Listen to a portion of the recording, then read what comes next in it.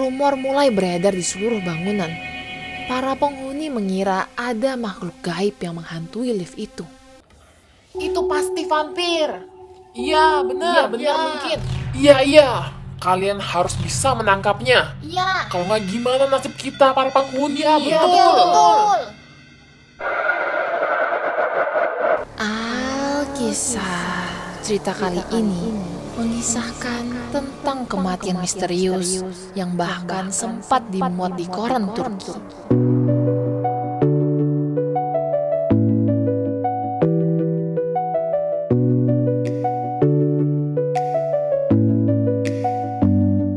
Kejadian misterius ini terjadi sekitar 1990 di Rusia.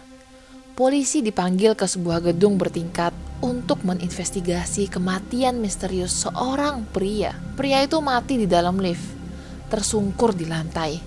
Di lehernya terdapat 2 lubang. Kulitnya putih pucat, dan darah di seluruh tubuhnya seakan dihisap oleh sesuatu.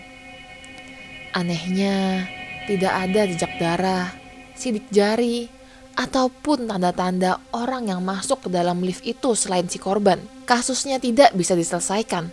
Polisi pun kebingungan. Lalu, hal mulai menjadi menakutkan ketika ada korban lagi. Sekitar 1 bulan setelahnya, anak perempuan yang berumur 13 tahun ditemukan meninggal di lift yang sama. Dengan keadaan yang sama, lehernya terdapat 2 lubang, dan darahnya yang habis dari tubuhnya. Rumor mulai beredar di seluruh bangunan. Para penghuni mengira ada makhluk gaib yang menghantui lift itu. Itu pasti vampir. Iya, benar mungkin. Iya. Kalian harus bisa menangkapnya. Iya. Kalau nggak gimana nasib kita para penghuni? Iya, betul.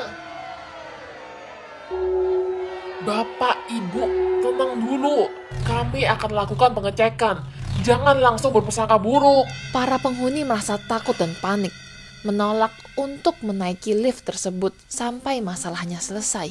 Mereka semua pun terus menekan pihak polisi untuk cepat menyelesaikan kasus ini. Polisi yang merasa terdesak untuk menyelesaikan kasus ini secepatnya, akhirnya mengerahkan banyak anggotanya untuk menjaga bangunan itu.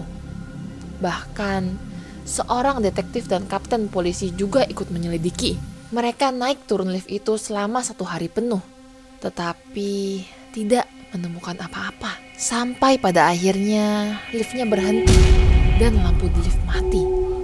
Detektif dan kapten polisi terjebak di dalam kegelapan. Dengan sigap, mereka menyalakan senter dan menghubungi anggota mereka.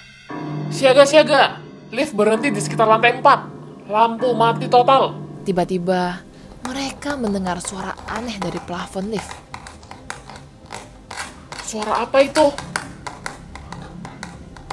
Kayaknya ada sesuatu yang merangkak di atas. Sadar bahwa yang mereka hadapi ini bukan manusia. Jantung mereka berdua berdetak kencang. Tiba-tiba, panel penutup di plafon lift jatuh. Si detektif langsung mengarahkan senternya ke lubang yang terbuka dan harus menghadapi ketakutannya yang paling dalam. Dari dalam lubang, muncul sesuatu yang mengintip ke dalam lift. Sesuatu yang berbulu sebesar genggaman tangan dan 8 mata hitamnya yang memantulkan kilauan senter. Detektif yang punya fobia laba-laba spontan menjatuhkan senternya. Tiba-tiba, laba-laba itu masuk ke dalam lift dan menyerang wajah detektif itu.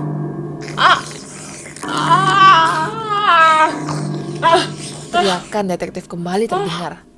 Tetapi kali ini berbeda.